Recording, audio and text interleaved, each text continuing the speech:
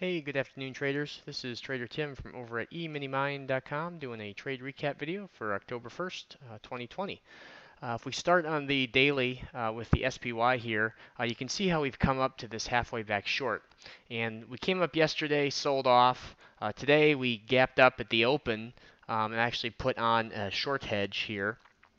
And the approach with a short hedge on the daily chart using options is if it goes to the 61.8 and I'll close out the position. But if it goes down, it's going to increase in price much faster than it decreases in price. Volatility is going to go up as we go down. The option contract is going to be further in the money. Or if you're out of the money, it's going to get closer to in the money. And so your risk is asymmetrical. So from a bigger picture swing trading standpoint, good opportunity to put on a hedge. And like I said, if we go up from here above the 61.8, then I'll just close it out. Another option, another idea is to find an individual stock that's setting up in a potential short, and you typically have a little bit more movement in an individual stock than you would, you know, playing like the SPY or the Qs or the DIA. But the SPY is pretty much my go-to for hedging positions. The next thing I want to talk about, intraday trades here on the ES. Now, if we start from yesterday's low near the close to this morning's high, or if you just do yesterday afternoon's low, it really doesn't matter how you draw it up. But you do get kind of a half gap fill that we did pull back to this morning about the top of the hour, half an hour in. And we did have, if you drew up from this low to high, we did get a little bit of a fake out long, and then we really were kind of messy throughout the morning. But then we set up in a nice halfway back short that actually just completed to its target. So before I go into the 512 tick chart, let's just look at this halfway back short here. You can see if I draw up kind of an uptrend line, we had many tests of the 50, but then once we broke that uptrend line, we sold off pretty hard. So let's back up, go to that first halfway back long, and I'll show you what I was seeing at the time. We did get a low tick at lows here at 06, and then we had this double bottom. But the swing high was right here between the two lows. And so if you were waiting for that swing high to break, we never broke it.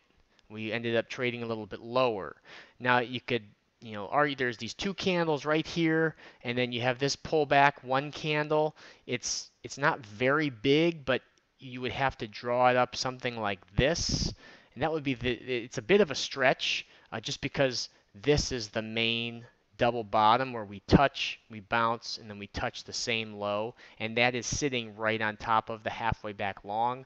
But I felt like this was the swing high to break, and so there was really no long entry there. And then as we sold off just a little lower, we traded down about 712. We didn't make a new low tick on the NYSE, but we made a new low price, and I just didn't really like, we sold off straight down without much bounce in there. And so typically you see us rally straight up and you make this little V dip. And so a quick dive down, quick dive up, but again, didn't break that swing high that I was first referencing up here, and didn't really get another quality double bottom until over here. It's not technically the low. The low would obviously be down a little bit further, but that was one opportunity to try and get long, but we didn't really get a clean bounce off of this halfway back long. So staying in it, just trailing your stop would have, taken you out to 61.8. If you kind of took another stab at it over here and tried to get long, we came close to the 50%, And so depending on how you rounded, likely not going to get a fill over here. But that was really, that took us to the first hour of the day, just kind of hanging out at this halfway back long. But the real, or the nice winning trade here, um, the short, the halfway back short for the day, traded right about that hour mark. Right here, we had this little cluster of sideways movement, put in a bit of a swing low, a couple of candles here, and then set up basically right at the halfway back short with the short here at 72s. And then that rolled over. We went straight down. And so when we go through the negative 23, through the minus 61.8, being able to draw from lows to lows, the extension. And then when we continue lower after that, then I'll just go back to the traditional. So this one went for about 6-7 points, depending on how you adjusted your stop. I like to draw from the swing high to the swing low and trail the 61.8, because if you do start to get too high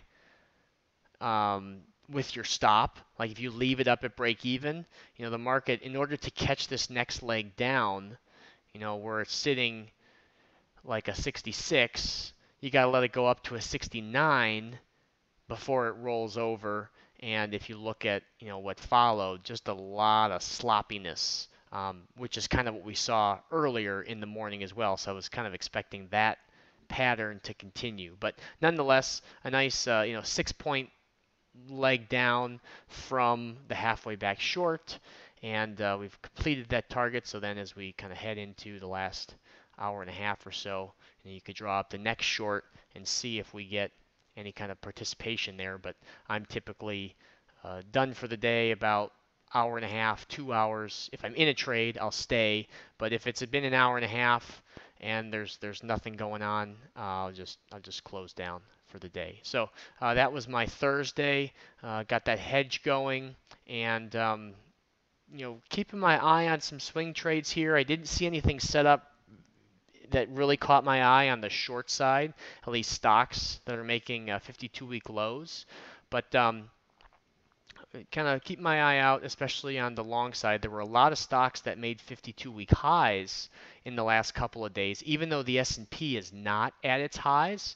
So I'm going to watch that list and see if any of those pull back from their 52-week high, and they can get in on a pullback. So, and that list is always in the member dashboard at the top.